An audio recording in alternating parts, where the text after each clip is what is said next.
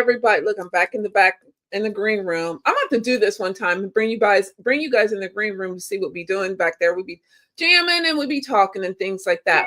But anyways, first and foremost, welcome to another amazing show of the Vision Me Show, where we come on and we empower and inspire you to go after your what's next. Now, you're always asking me, what is what's next? It's up to you. May it be that you are wanting to climb the corporate ladder. May it be that you want to do something different. But whatever it is, I want you to live the life you want to live. So how do we do it? I bring on amazing guests, such as the one I'm getting ready to bring on now. Look, I'm making sure my phone is on silence. I bring on amazing guests as I'm doing right now. You'll get to meet our guests, and you get to get some tips, and as well as you get to hear their story, and then you can always connect with them. You see who we have down below, as well as any questions, drop them in the feed. I will definitely follow you, watch them on my phone. I have it here. That's just in case those of you who are joining us or watching us and you don't have StreamYard and you do not wish to give us permission, I can still see you on the phone over here and I'll read them to you. Though those of you who are willing to give us permission, go ahead and give us permission. That way we can see your comments instantly. You all know I love to give a good shout out and I love some conversation. Before I go in, if you are new to our show, we always start out with 3 homework assignments. Simple and easy. I know everyone's like, oh my goodness, here she goes. So the first one is, it's Win Wednesday. Drop it in the feed. Tell me what your win is for the week. The win is, it's a goal that you've met, or it's a goal that you're working it's in the process, or you're thinking about it, but you just haven't started yet, and we can work on that. Or better yet, it's just, you just don't know, but you come here hopefully to learn how to set a goal and be held accountable for that. If that is you, drop it in the feed and let us know. Like I said, I love to give those shout outs and kudos. I do that because life is moving, right? Life is lifing, and we get to forget to celebrate ourselves. Well, I don't. So that's why I love to celebrate you. So tell me what your win is for this week. Then number 2. Okay, you guys, you can, and I know my guest is going to get on me. Normally, I bring my evening beverage with me, but I didn't. I've been on the go all day today. And so I am still working on my water intake for today, but I made it here. So don't shoot the messenger. But I would love to hear, what are you drinking right now? And if also, what is your go-to snack? As you know, or may not know, I am working on my health journey and I'm always looking for some healthy snacks. So drop that in the feed for me. And then lastly, go grab your pen, your paper, your girlfriends, family members and all, because you're getting ready to get some nuggets dropped on you now. And you ask me why? Because I am getting ready to bring to the stage with me, Mr. Robert Foster. Hello. How we doing? Great. How are you? I am great. And first and foremost, I would not get on you because I had my night beverage just before I came on here. Okay. So it's all about moderation. It is. And normally I have it because as I want to be held accountable, I want to hold them accountable, everybody else accountable. So I normally have my water with me, or my unsweet tea. I love some unsweet tea with the lemons in it. But rushed today, so I don't have it. But it's okay. It's okay. But before we get in here and have some fun, Robert, tell everybody who you are in less than a minute. In less than a minute, I'm a competitor. Done. Ooh, are you a competitor? So you are a competitor? Ooh. Yes. Yep. At my core, if you strip away all of the other hats, no matter what happens in my life, whether it's business, whether it's parenting, whether it's I coach track and field, no matter what it is, I look at it through the lens of a competitor. And that's how I don't let outside forces consume me, because everything to me is a competition, and every competition can be won. Oh, that's good. I like that. So you would be one of the people that I'm on the treadmill and I see you're doing things and I'm trying to keep up with you. We would be in some way competing against each other, not knowing we're competing against each other. Okay, yeah, see, that's I'm definitely side eyeing you and looking to see me what too. speed is she at, what incline is she at. Okay, that's not good because that's me. I promise you. Or I'll be like, how long they on there? Let me see if I can beat them. So that's me too. So Yeah, that's me. that's I have great. a problem. I do have a problem with that. But Robert, let's get into this. What led you to go down? I think, and health and wellness is so essential. But what led you to go down this journey? I think it's needed, but what led you to here? So I think it's important to understand my beginning. So I'm the youngest of 7, and we were all athletes. So we did track and Oh, field, we did basketball. My sisters played field hockey. When my other sisters was a cheerleader. So we did all types of things. Like, and my father, he was a standout athlete as well back in his day, and he qualified for one of the Olympic Games, I believe, or at least a trial, something of that nature. But okay. then Vietnam broke out and he had to go to war. So he like always pushed us to be our best. But how I became this version of me in ninth grade, right, my freshman year, I was 5'4", 88 pounds. My brothers were both over 6 feet tall, muscular, doing well in their sports, getting their names in the paper, coming home with trophies and medals. And I was the skinny duckling of the family. So I'm like, what the heck is wrong with me? It's like, how come I'm not growing? Like the drive was there. Like I was studying my sports, I was studying my events, but where the turning point started coming, where as a freshman, as that skinny kid, I went to my track coach and I asked him for the record book. And Mm. he gave me one of those up and down looks like, he's like, why do you want the record book? And I said, because I'm going to break the high jump record and all of my brother's records, right? Because my brother used to walk around with his records on his T-shirt. And Okay. little did he know, I had a notepad and I wrote them all down, right? So I was in hunter mode. But this one sentence right here had the power to either propel me or destroy me. He said to me, "You don't have what it takes to be a high jumper. Why don't Mm. you why don't you go try hurdling?" And I was like, "No." I'm like, "My sister high jumps. It looks really fun. Like, and I want to high jump and I'm going to break that record." And again, he's like, "You don't have what it takes." And Wow. so I was like, either I'm high jumping or I quit. I was like, those are the options. And so he's like, whatever, you want to high jump, whatever. So I only had him my freshman year. So I had a different coach for sophomore through senior. And fast forward, I held that high jump record for 21 years. Oh, Thank congratulations. you. And on top of that, I held the Southern Division, which is like 16 schools. I held the Southern Division triple jump record for 24 years, and I held the pentathlon record as well. So finally, once I hit my growth spurt and I myself got over 6 feet, like my genetics caught up to my drive, my drive and my Right. studying of the event. So everything that goes on in my life now, I step back and look like, all right, how can we get through this? Mm. So that's me at my core. I think that's so I like that though. How do we get through this? And I think it's so needed because being on the health journey, it takes a lot. It's a mental. Let me know. It doesn't take a lot. It's a lot of mental. The mindset. You have to change the mindset, especially for those of us that are not athletic or athletic as you are. It takes a mindset, a mind shift. Now, let me say Yes. this. Now that I wasn't prior to COVID, I was one of them gym junkies. I was going to the gym every day because I loved it. COVID really killed that dream. So I'm working to get back into that. But let Mm. me ask you this as women, let's first talk about the women. And the women are always like, okay, yeah, that sounds good for him, but what will work for me? What would you tell a woman that's doing sitting there listening, like, yeah, I want to do it, but what will work for them? What would you say to them? Okay, so before I fully answer that question, I just want to say I've trained over 3,000 women since I got into fitness. My podcast, Shut Up and Grind, 68% of my audience is women.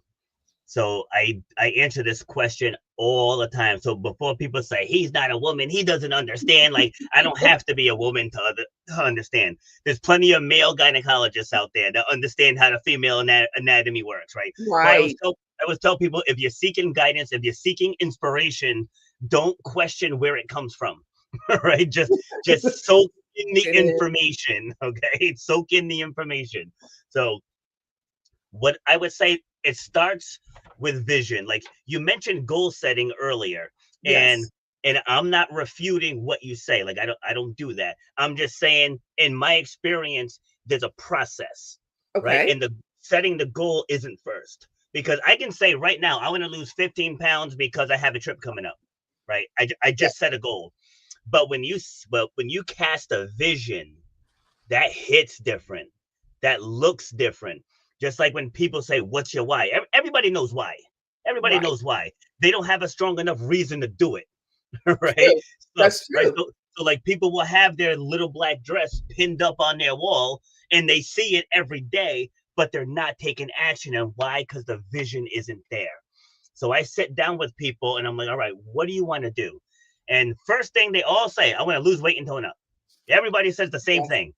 And it's like, all right, what does that look like? You want to lose how much weight? Mhm. All right, I want to lose 20 pounds because I have a reunion coming up. I'm like, this has nothing to do with the reunion. What Right. is it about you having this extra 20 pounds? How is this messing with you? And then you get into the confidence and the self-esteem and feeling comfortable in the clothes. It's like, all right, now we're getting somewhere. So Mm. why don't you currently feel comfortable in your clothes? Right? It's like you got to go layers deep to get to the real reason. And then once you have that real reason, and actually I'll give you an actual example. Like, this happened probably 10 years ago, Okay. where I'm having a talk with this woman. She's beating herself up over her weight, and she's like, I tried everything. And I said, in reality, that means you quit everything. Mhm. Right? It's Ooh. like, I'm the type, I speak in brutal truths. You know, Ooh. I'm 50 years old now. I don't sugarcoat anymore. Right? So I was like, that means you quit everything. It's like, you have to be consistent if you want to see results. But there has to be a big reason why you want that result. Right. So anyway, so I'm speaking with this woman and we're going down the layers, down the layers. And finally she says, my husband hasn't touched me in 6 months. I was Oh, like, I was like, that's it. now we're there. That's why you came here and you didn't go to Planet Fitness for $10 a month. That's why you came here. That's what you're running towards. You want to rekindle that affection with your husband. Now we can cast that vision. Like, what does that look like? You want to come home from work. You want to walk in the door. What do you want his reaction to be? That's what we're fighting for. When your alarm goes off at 5 in the morning, that's going to get you out of bed. Just Mhm. simply saying, I want to lose 20 pounds just to lose 20 pounds. That's not That's enough. right. You're That, absolutely yeah, right. that's, yes, You're that's not absolutely enough. right. It's like, people can very easily quit on themselves. But when you have a vision and you're running toward that vision, that's what's going to get you out of bed. So to that woman that's on a yo-yo diet, you have to be honest with yourself. Look in the mirror Mhm. and say, I keep quitting. So how can we cast a vision that will get you to stop quitting? And so what do you say? I mean, when you let's use me as a we can use me. Let's just go ahead. Let's use me and being on the yo. Well, I'm not on the yo-yo because I eat. I believe in eating pretty much. I don't eat any fried foods. I don't eat any processed foods. I think those are sorry everybody. They're nasty. They're just nasty to me. I don't eat any of that. But those women that are on those, the as you say, to cast that vision. So do before I get to that final aha, do I keep saying why? Why? Because I mean, yes, you're here for us for right now, but I don't get to talk to you every time, talk to you. So how does that woman do Mhm. it as she's sitting right there? So first thing I will say, I actually interviewed on my show earlier another fitness professional, and he and I were talking, and there is no one set thing that works for everyone. So I want to start with that. So, but the process that I use, the people that go all the way through it, they get results, right? Gotcha. So we start with a pain assessment, right? So that's your current state. Mhm. From there, we eliminate all excuses. What is going on in your world that has derailed you in the past? Is it time? Is it money? Is it family? Is it kids? Is it your work schedule? Is it your significant other? Is it that crazy aunt you have that's so negative? Right. And we write it all out. I'm like, because we're gonna address these now. Because when we put the vision into place, nothing is gonna knock us off of this. And that's what's actually next. We're gonna cast the vision, then we're gonna assess the inner circle. Right? So we're gonna assess the inner circle. And then from there, we're gonna set an action plan. Okay. So we casted the vision and now we're setting the action plan. And then from there, if we have to make adjustments, we make adjustments to the plan, and then you persevere until you get there. But the bigger thing is, out of all of that I just said, you have to make it bigger than yourself. That's right? Like people always ask me, they're like, how do you just fall in love with fitness? And they get thrown off by my response. I said, I can't stand fitness. Right? As a fitness coach, I'm not excited to go work out, but I'm an athlete and I'm a competitor. So I need to be as strong as possible. I need my endurance to be as top notch as it can be for 50. I need my joints to be as flexible as possible. Like I've had 7 surgeries.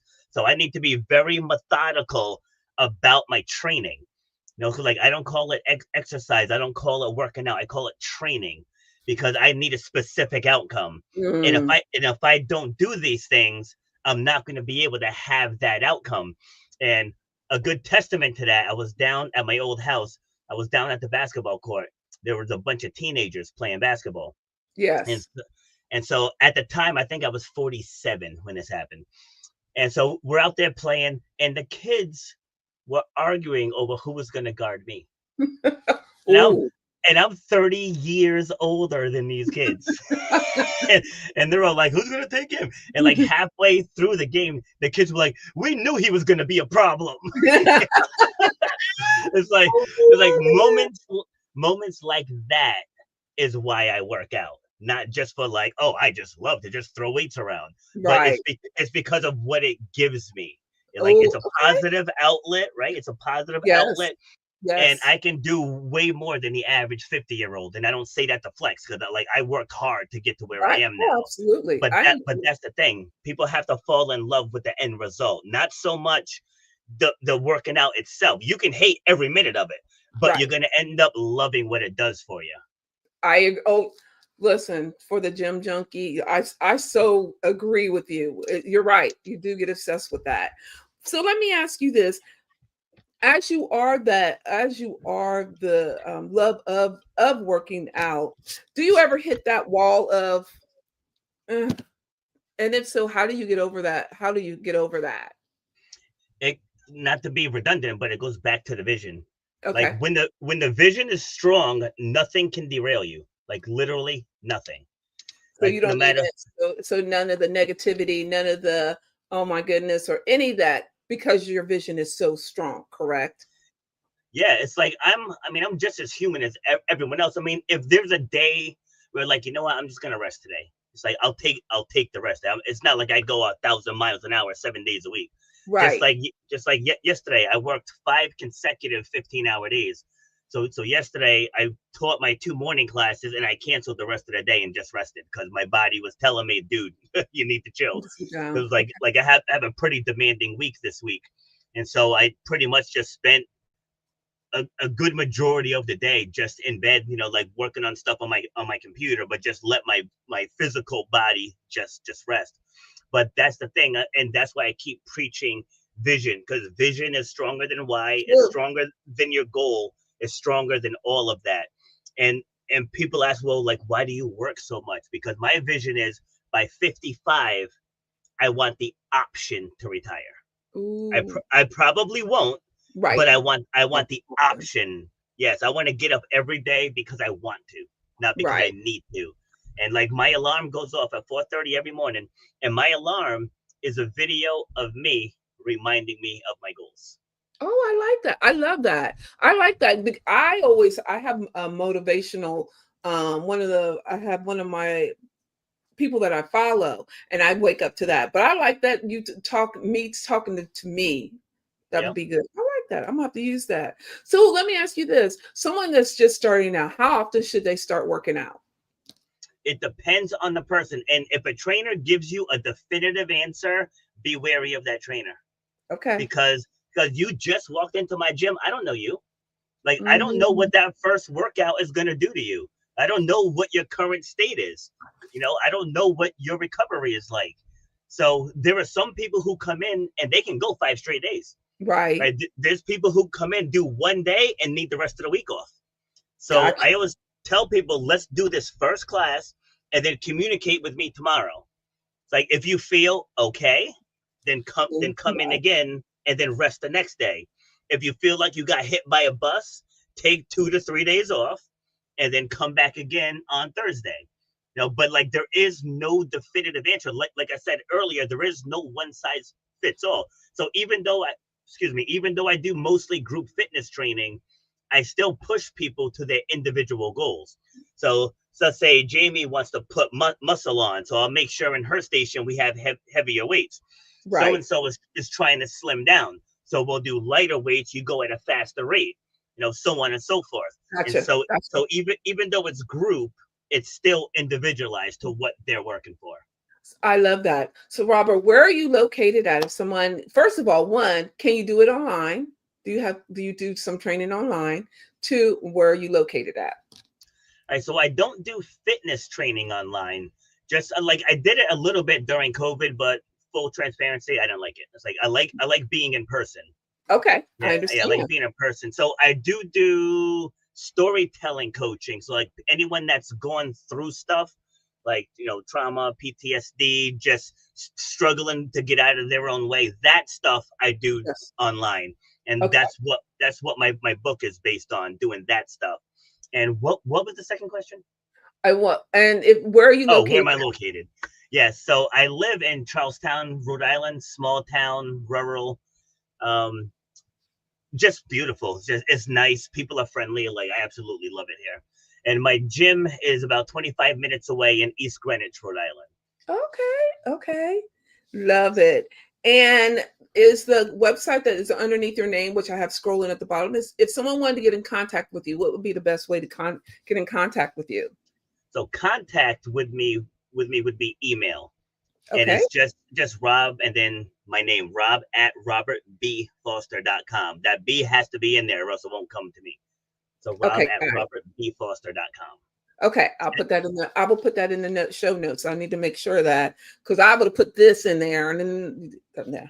So well, this one goes directly to my book. Okay. Well, you know what? While we're here, let's talk about the book. So tell us a little bit about your book. All right. So when COVID happened and everything shut down, I was like, all right, so the gyms are closed. I was doing outdoor training, and then they said we can't train outdoors. So it's like, all right, so then I moved to fully online. And I was like, well, I have so much more time on my hands. I said, let's learn something. And so now my father, and this is a whole separate story in itself, but my father passed away in November of 2019. And so he got sick in January of 2019. So that whole time that he was sick, like I had the framework of my podcast started, and my podcast is of the same name, Shut Up and Grind. And so like I was doing it sporadically, like I wasn't consistent with it, because any free time I had, like where my dad was staying was an hour and 45 minutes away. So at the time I was in Cranston, Rhode Island. He was in Hartford, Connecticut. So that was a good troop, in the spare time in between running my fitness classes and being there for my kids. Right. So I had said to him one of the days in the hospital, I was like, you know what? I said, I think I'm going to fully pursue speaking. And he just looked over at me and he's like, make it happen. Right. And so how we ended up in Rhode Island, at one point, we were in the projects in Queens, New York. And Dad decided, no, pretty much just no. And so he actually came up here to Rhode Island for about 6 months or so, left us in New York. Like my mom would come up like once or twice a month to help him house hunt, but he got a job building submarines. But like his work ethic is what built myself and my siblings into where we are now. Because if he wanted something, he found a way to get it done. And like getting us out of the city was like the huge first step. And then just watching him in the yard, he was an engineer, and he could do like, we watched him turn so many nothings into something. Wow. And that rubbed off on our work ethic. Again, just to give the backstory so you can understand the motivation for writing the book. Right. So back to COVID. So I joined mastermind groups to learn, like, because I'm a 3-time college dropout, right? So like I don't have any degrees in any of this stuff, but I have a PhD in life. You know, like I've been through just so much in life that I feel qualified to write a book, because I got myself through everything. Whether it was like I actually watched my father die because we had to end care. Like I've been through divorce. I literally lost everything and had to rebuild. Like there's just so many things. I told you the 7 surgeries. I donated a kidney to my sister. I was told I'd never run a jump again after a knee injury. Like these are things I've been through. So people always ask me, how did you this? How did you that? How did you this? I was like, you know what? Let me give you a how-to guide. So I went through and I started writing the book. And so there's 15 chapters and there's 13 worksheets built into these 15 chapters. So this isn't a book where you just read about me. You know, it's like, yeah, some of my stories are sprinkled in there to kind of set you up for the worksheet. So gotcha. I explain what it was that I went through, and then in the worksheet is the how. Because in any type of storytelling, again, going back to my dad dying, if I get stuck on what I saw in his last minute of life, right? Like if I get stuck in that place, I'm gonna forever be depressed. True. Right? So you have to move on from that place. Like, will I ever unsee it? Nope. Will I ever forget it? Nope. Will it ever not hurt when I think about it? Nope.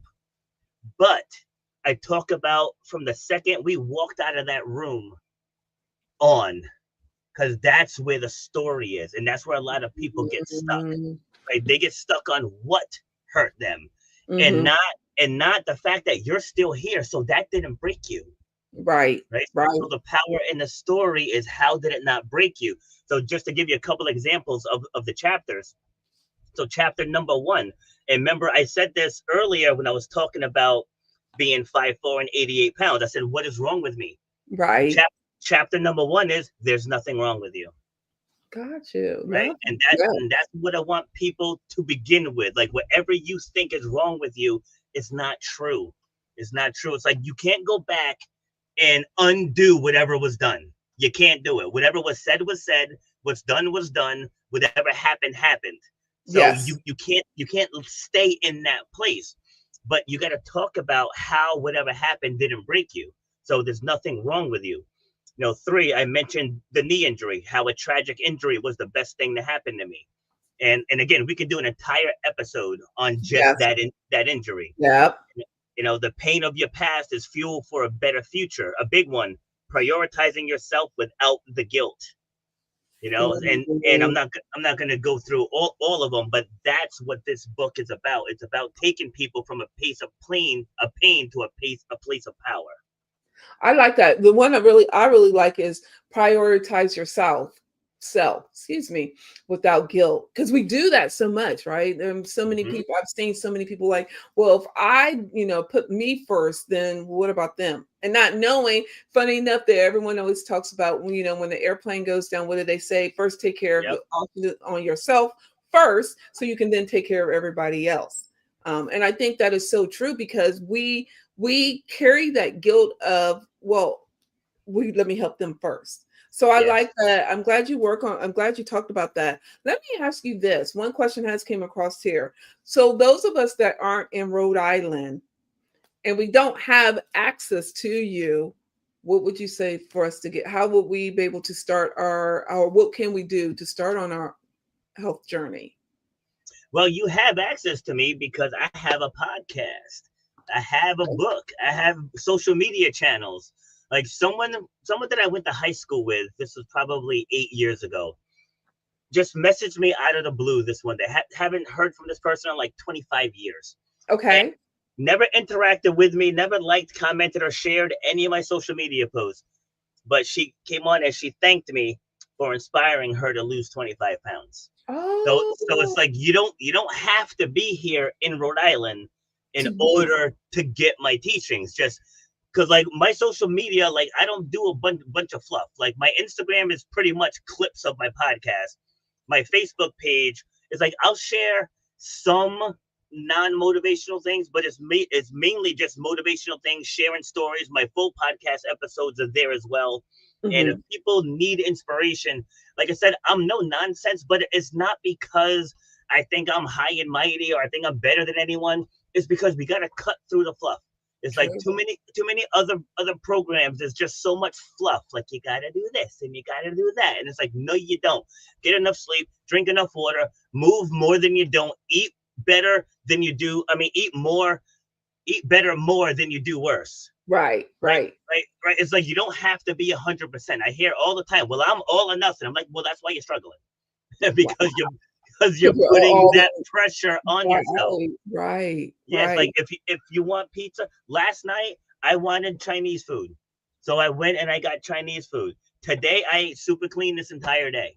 You know, it's about balance. Right? Yes. It's about balance. It's like you don't have to be 100% all the time. If you're 60% one day, that's fine. If you're 45% one day, not ideal, but it's still fine.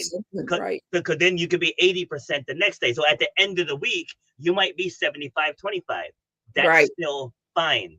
But people beat themselves up over one little mistake. And I'm sure you've heard the saying, if you get up and you have a flat tire, you don't slash the other three.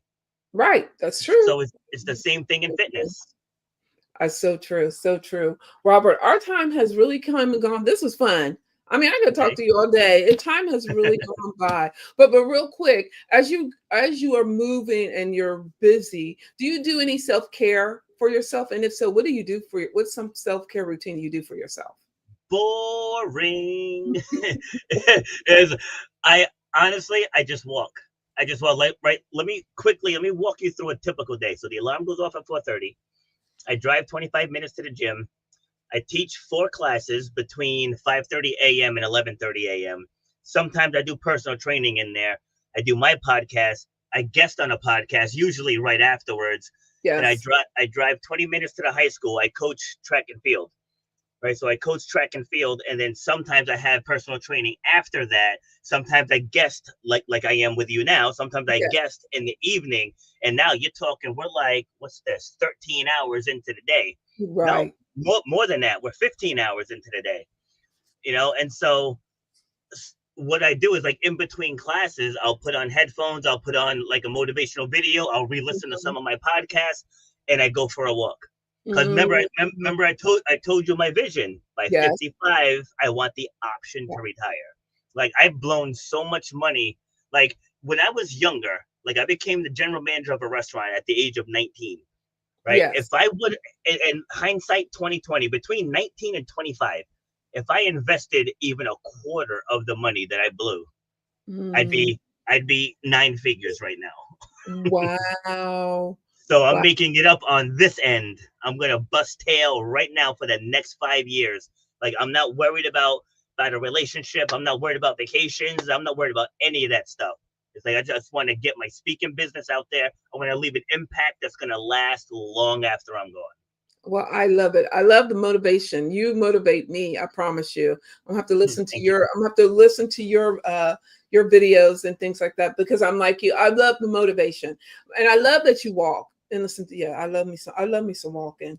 So I'm going to definitely will definitely listen to you. So before we end tonight's show, which went by super fast. I mean, so fast, and I have notes on both sides and everything, so it went fast. But what would you like to leave our listeners with? You can do it.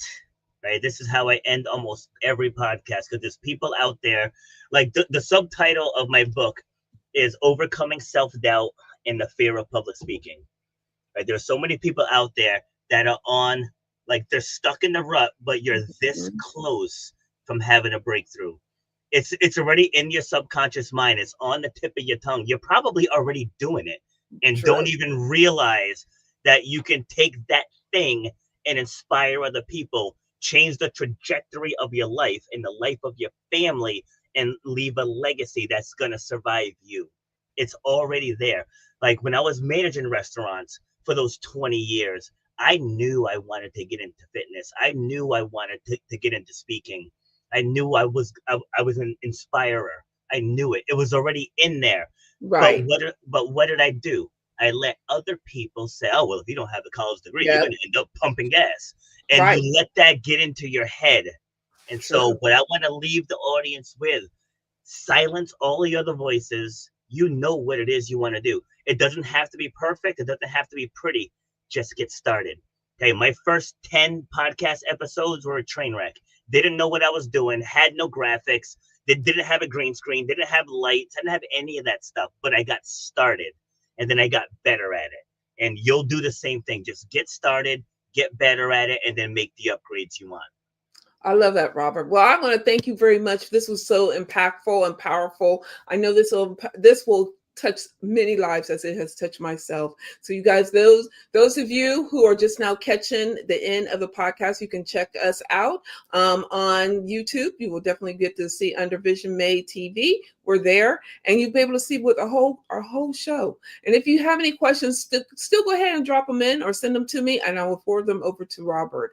And again, you guys, thank you for joining us. You're amazing. Go out here and live the life that you so shall desire. Robert even said it. You only get one life to live. Live it to the fullest as you live it. Until next week, everybody, when I bring on another amazing guest that will be in here to empower and inspire you to go after your what's next. Take care, everyone, and be safe.